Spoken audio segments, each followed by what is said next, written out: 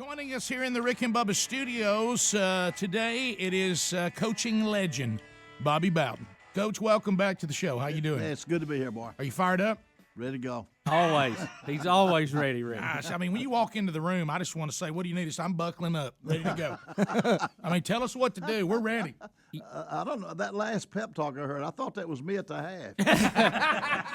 that sounded like one of mine. Well, Coach, I could have used that. I know it. That is a good one. It kind of fires us up, too.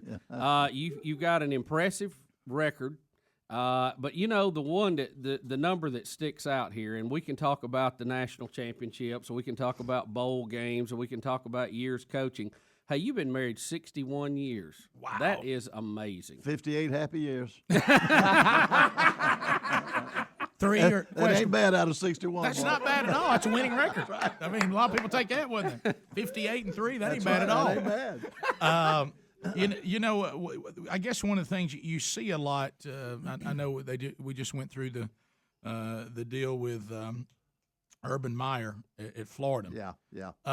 You know, one of the things, and I guess that's the question. I know you were fortunate enough to coach so long. Yeah. You saw so many eras of how things were being done, and you and I've talked many times. I grew up in the house with my dad being a coach, and know what that's like to be a family. You know that is the dad and the husband is a coach, and you've made it very clear in your book and many times when you speak that you got to have the right wife. We talked about that. There are football wives, and there are wives that are not football wives. You better get one of them football wives because it's tough on them. You know, they're sitting up in the stands. They're hearing all those comments. You know what? Yeah. They go to the grocery store and they hear those comments. You know. Oh, yeah. So you got to have a special woman to be a football wife. My mother always handled it quite well. Yeah. My grandmother not so much. Is that right? Yeah. She would get out her umbrella and hit people with it and that kind of stuff. But she had an opinion too. You know what she would always do, and you know she never missed a game that he coached or played in. You know, and his mother. Yeah, that's something. And she said that she would get up and announce. You know, even in the college years where the road trips get a lot longer. Yeah. You know, and she would stand up and just let everybody know these are all the coaches' wives. Yeah. I'm one of the coach's mother. Yeah. Just want y'all to know as we're sitting down. Well, that was smart. Yeah. It was kind of a safety notice for them. You're doggone right, boy. Because people, they don't realize it. Because my wife, a lot of times says she'd be sitting in the stand, and a couple of weeks later, I just don't like that lady. Why? Well, she was sitting behind me the other day, and she said you were this or that. And so she was smart to do that, boy. Yeah, well, going into this business in the entertainment business, which sports is similar, because it is high dollar entertainment. It was good though to have my mother and my father from experiencing it say when you go into this business, you're not as bad as everybody says you are, and you're not as good as everybody says you are. That's right. It's somewhere in the middle, and when you win, they're gonna love you, and when you lose, they're gonna hate you. There's no doubt about it. Right. And it's more. I coached 57 years. As soon as I finished college, I went right into coaching. 57 straight years. Wow. And I'm probably getting out at a pretty good time. But anyway, so I saw a lot of changes. Of course, your dad came along right behind me. Right, yeah. He played for a good friend of mine, Herbie Haynes, when he was in high school. Right. And but it just changed so dadgum much in the 57 years of football. For the better or for the worse? Football better, customs different. Culture changed, and so you pulled that off. A lot of the guys from your era, my dad being one of them. Yeah. Coach Bryant, all these. Paterno, of course, he's still doing it. I can't stand him, by the way. But some of them felt like they would not be received very well in the modern era. You were able to make that adjustment. Did you change the way you did things? Yeah, you have to. Okay. Hey, when I first started coaching, and your dad, he came along about the same time. When you told a boy to do something, boy, he didn't bat an eye. That's right. I mean, he didn't say why. Boy, if you said why, you'd probably hey son, get out. We don't need you. Take get your out stuff of here. off. Yeah. Now then, when you coach them, you better be able to tell them how this will help them. Hey, son, if you'll do it this way, boy, you'll really be good. Uh-huh. If you'll do it this way, son, you can be an All-American. You can get drafted, You really have to sell them. Do you think the reason that is because there was a time And I know they were hardworking guys, and you know I don't remember my dad ever he would come to the little league field when he could, but he never coached me in little league or anything like that because you guys are working. Yeah. So I never felt like I missed anything with that because in the house he was still a very positive role model. He was a masculine man. He was that presence was there. Yeah. So do you think even though we grew up in a time where our dads worked all the time and weren't at every little event that we were at, but we still had their influence, do you think the change in you not being able to treat young men that way is because so many of them, when they arrived to you in the modern area, had no father? They never had a male influence of any kind? You know, I'm speaking at the FCA tonight for UAB. Yeah. I do that a lot. You know, and one of the big reasons is these young men that we're raising today, it's already a majority that don't have fathers in the home. Yeah, they said 60%. No father. At Florida State, I would say it'd be 60, 70% of they. You know, you and I were raised with daddies. Right. We got up in the morning, and there he was. You know what? And we knew we had somebody that would take care of us. And when we were with him walking down the street, we felt like we could do anything, man. That's right. Because this guy here will take care of me. Felt safe. Yeah, and he's going to see that I've got something to eat. He's going to see that I've got clothes to wear. I think about these young boys coming up today. They don't have that. And they need, you would agree, they need a male figure in the home. I used to get so many boys that come to Florida State, never had a dad, raised by their mother or their grandmother or their big sister, which thank God for them. Thank God, yeah, sure. Thank God for them. But they've never had somebody to say, hey, you can't do this or you can't do that. You know, their mamas are sweet.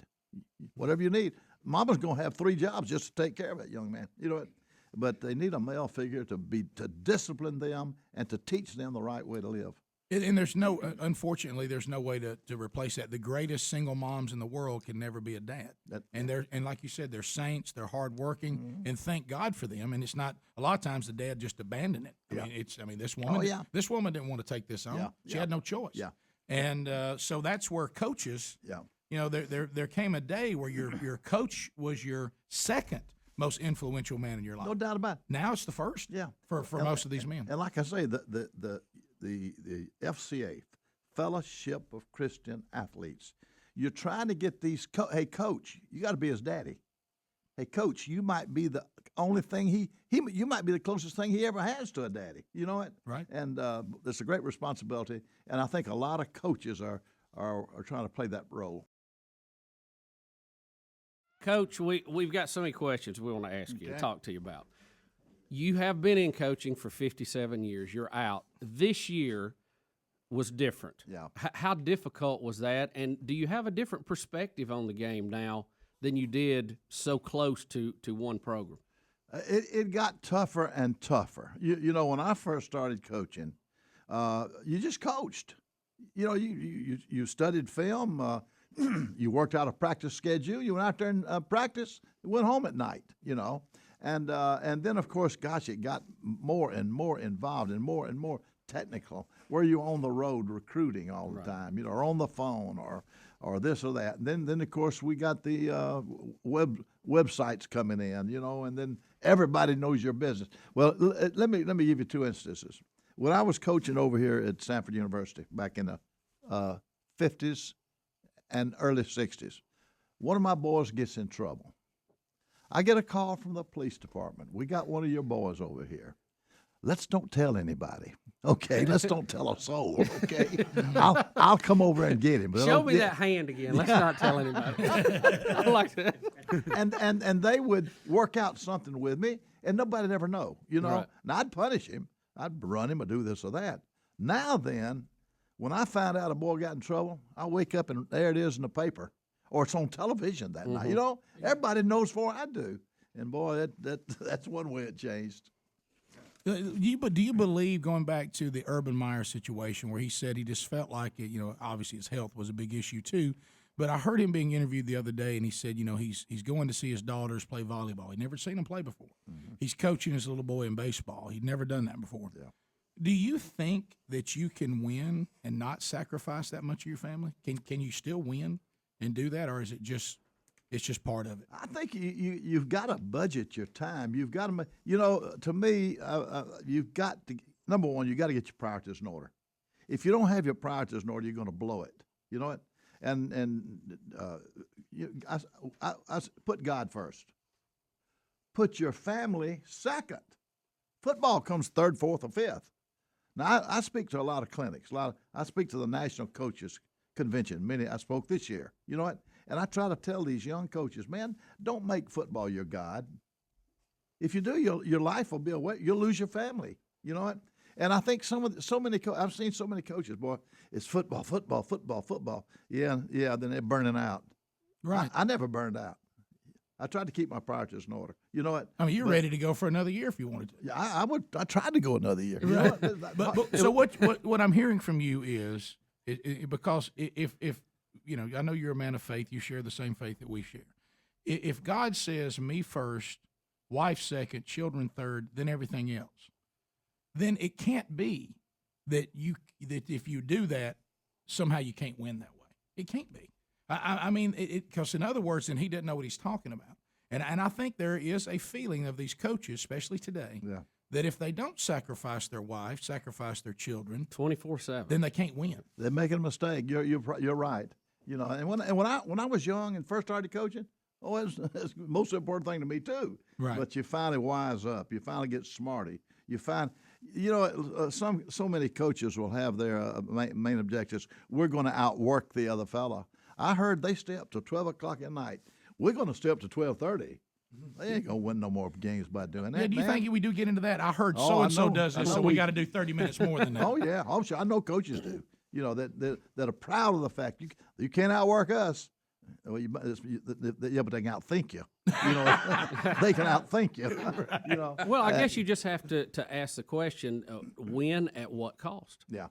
Well, I told our coaches there are several things. Number one, I said, men, we practice.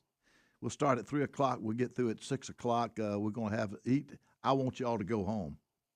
Don't sit up here all night. Now, what we'll do? Let's come early in the morning. Let's come in at 5. Let's come in at 5. But at night, you sit down with your family and eat supper. You know, and be with your family. Put those kids to bed. You know, there's another time we can do what we got to do, and we can't. We did okay. Yeah, I think you hit on it. I think for any, because this happens in our line of work. We never get to be there for our kids going to school, Right. but we're always there to have dinner with them most every night, and we most all the time put them to bed. Yeah. So you're saying if you're going to sacrifice one, let's start earlier as opposed to staying late. Yeah. Just work it out. Because that time you're going to see them in the morning if they're going to school so short anyway. Yeah. The quality time really is after they're done for the day. Now, when I was coaching over at Sanford University, it was different. It was a small college. I didn't have money to recruit. I didn't have to go out on the road and stay for a week or 2 weeks. You know what? And so I'd be at home, wake up, eat breakfast with my children, send them off to school. I'd be there when they came home at night. But then you get into the big time, man. Right. You're on that highway a whole lot, boy. The recruiting, I mean, obviously that's where you get your team. But how important is that? Do you have to have the the absolute best athletes to win? You have to have the best athletes that are dependable. Keyword. There's dependability, there's responsibility, there's adaptability, there is ability. Now, number one, you need ability. Right. If my kid's 5'2", weighs 130, I ain't gonna win. You know, he got to be bigger than that. You know, but he can be also he can be 300 pounds and 6'5" too, and run a 4 or 5 40 too. Without dependability, he's no good. Right. Forget him. You know what? If he's not on the field on Saturday, he doesn't do you any good. That's true. And so many. So anyway, so when you're recruiting, you better check his character. You better check his work habits. Check and see if he has a family. If he doesn't, see how did he behave in school. You know, boy, you have to check all that out, and you still can miss.